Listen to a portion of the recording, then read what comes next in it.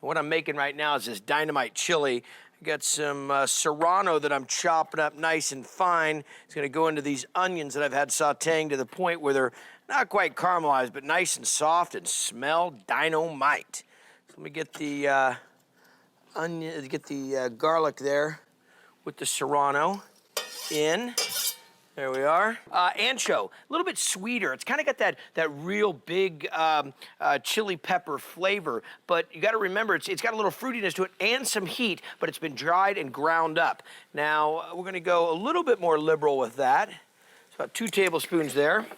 The dark chili powder, remember, chili powder doesn't mean it's just a chili. There's a lot going on here. You got garlic, you got onion, you got a variety. There's a little mixture in there, and that's why they call it chili powder. I think that's meant to go like if you were just making chili, like regular old chili, but that has to go in here.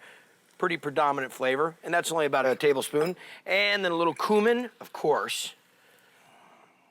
Now, 2 cups of some beef stock, low sodium. Get the beef stock down. Now, some tomatoes done with a little green chili. I mean, not like it stands out like it's the only thing you get, but it's a pretty recognizable flavor. Okay, that. Now, here we go with some black beans. Now, this is the question you have to ask yourself. You know, sometimes you open the beans and you look in there and there's a ton of water, and other times you look in there, it's a little bit dry. Well, I don't know how they're gonna pack it, but do you need the water or not? I'm looking at this, and it's kind of a watery mixture, so I'm gonna just bring this over here. Strain a little bit of the bean water off, but I'll tell you another thing about the bean water. I find that it works as a good thickening agent. So I'll leave a little bit in there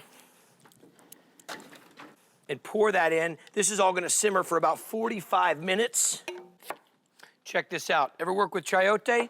I'm telling you, talk about some interesting vegetable. It's kind of a cross between like a potato and squash. Great Mexican food. Gotta cook it like you cook a squash, but grows really cool on this vine, and boy, does it have some real neat texture to it. So what I did is took a little chayote here, cut it up, get these done up, and into a bowl with little olive oil and salt and pepper, and throw them on the grill.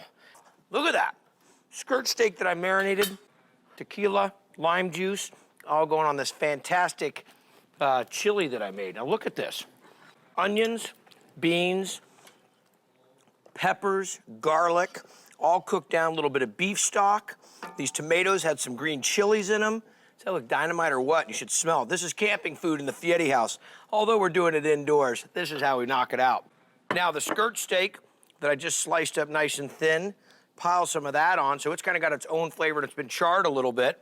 Then we go some of the chayote, which is, you know, like I said, kind of like a squash and a potato, and that's been grilled off, a little bit of olive oil, salt and pepper, nice bell pepper. So it's kind of the fajita theme right there. Get some of the creamy avocado. There we go. Some pepper jack on top of that. We give a little fresh squeeze of some lime for some acid, and then just a little dollop. So this nice ground, we'll drop that right in.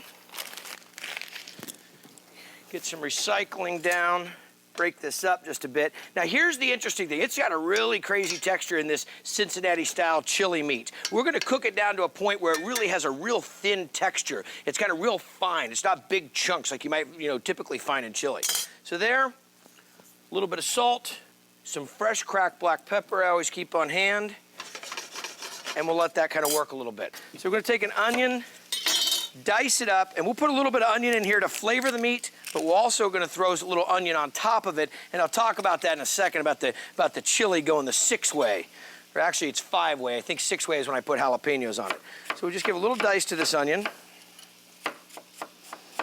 Now, I recently shot on Diners, Drive-Ins, and Dives. We went to Cincinnati to do Cincinnati chili, and do you know that Cincinnatians eat over 2 million pounds of Cincinnati chili a year, topped with over 850,000 pounds of cheddar cheese? So with all of that said, it's 80-20 ground beef. So the onions go in.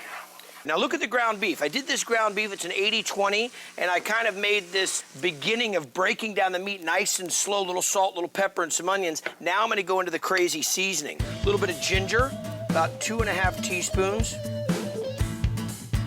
Little mustard, so the ginger and the mustard kind of give some spice and a little bit of sweetness. Get in some cinnamon, about 2½ teaspoons. Touch of there, a little cumin.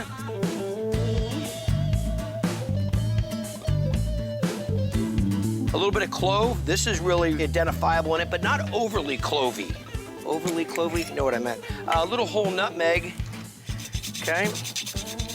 About a teaspoon.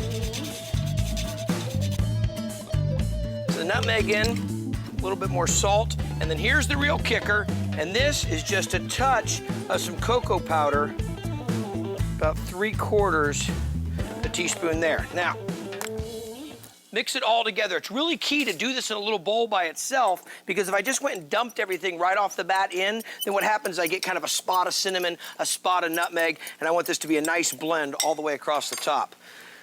Now this is gonna continue to cook for about another hour, and I got some more ingredients I'm gonna add into it in just a second, but it's gonna go low and slow and really break down. It's gonna get this really nice fine texture to it. We're gonna hit it with a little bit of beef stock. There's onions in there, but what kind of makes it weird is all the seasonings that I put in. Oh, I've got everything from nutmeg and clove to cinnamon to even a little bit of chocolate. So there's about 4 cups of beef stock, some tomato sauce, and this is all part of building the real big depth and flavor. Now, for some of you that are looking at this are going, wait a second, it looks like Cincinnati chili. It's kind of from that idea. Worcestershire and apple cider vinegar.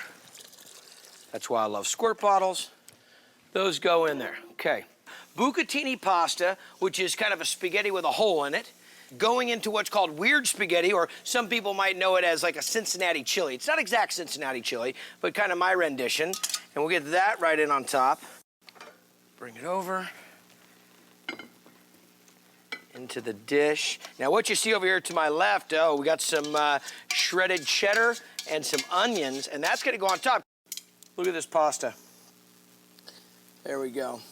Some of that great meat on top of it, all those crazy spices that went into it.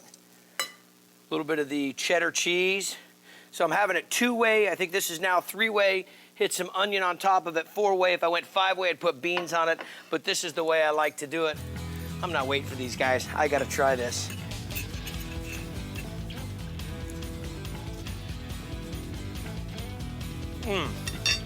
Texas-style chili. So a little bit of olive oil.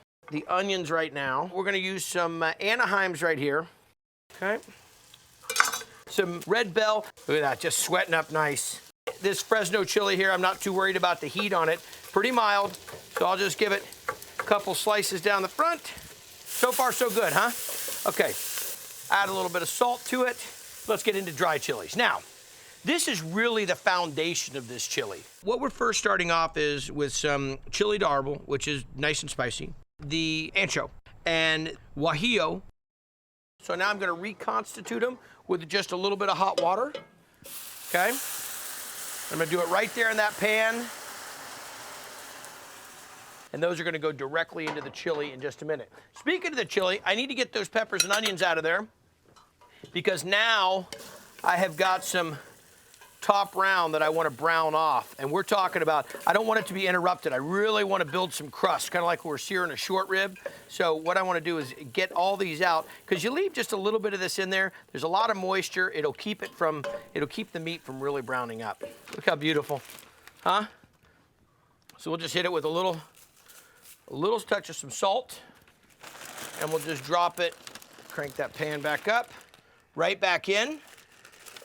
There we go. Nice little sear gonna happen to that. And I also have some ground beef that I'll put in a little bit. I like to have 2 of the textures. It needs a little bit of this garlic. So I have these reconstituted guajillos, chili de árbol, and anchos, okay?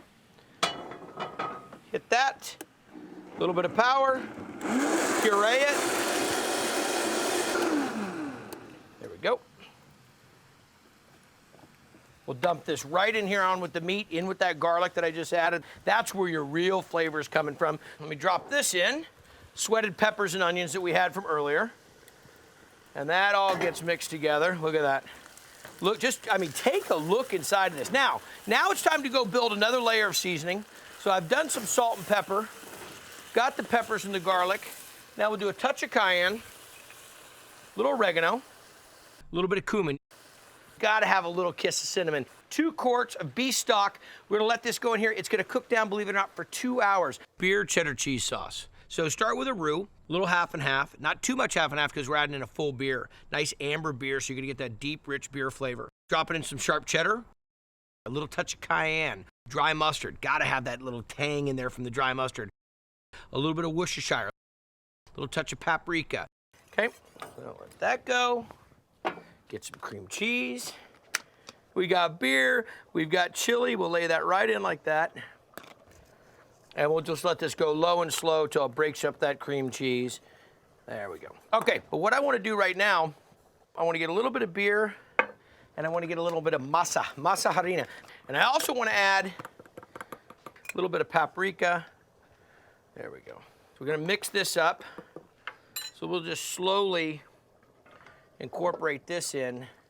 And this is going to work as an awesome thickener. It kind of plays right into the theme of Texas and chili and Tex-Mex. You take a look at that, ladies and gentlemen.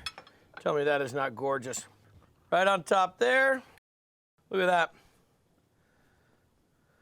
All right, now what I got going over here, well, I've got some jalapeno peppers, some red bell, and some onions cooking down in a little bit of pancetta bacon fat, as well as some butter. Now here's a little trick I'm gonna show you. I'm gonna slide this back a little bit, kind of put my burner back here on this side, let the onions hang out over here on this side. When you wanna make a great burger, get some boneless chuck or some boneless sirloin and have the butcher grind it for you and make it. Well, you throw some boneless chuck into this chili, you're gonna be a winner.